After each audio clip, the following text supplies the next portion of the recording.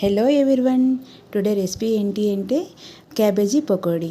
మొదటగా ఒక బౌల్ తీసుకొని అందులోనే క్యాబేజీని చిన్న చిన్న ముక్కలుగా కట్ చేసుకొని ఉంచుకోవాలి. అందులో ఉప్పు, కారం, పసుపు, ధనియా పౌడరు, జీరా పౌడరు అన్నీ వేసుకుని బాగా మిక్స్ చేసుకోవాలి. మిక్స్ చేసుకున్న తర్వాత అందులోన క్యాబేజీ క్వాంటిటీకి తగ్గట్టుగా శనగపిండి, తర్వాత కొంచెం వరిపిండి, ఒక 2 స్పూన్లు కార్న్ఫ్లోర్ వేసుకొని బాగా మిక్స్ చేసుకోవాలి. మిక్స్ చేసుకున్న తర్వాత అది కొంచెం వాటర్ క్వాంటిటీ సరిపోతే ఓకే, ఒకవేళ చాలకపోయినట్లయితే ఒక 2-3 స్పూన్లు వాటర్తోని బాగా కలుపుకొని బాగా మిక్స్ చేసుకొని ఒక పక్కన ఉంచుకోవాలి.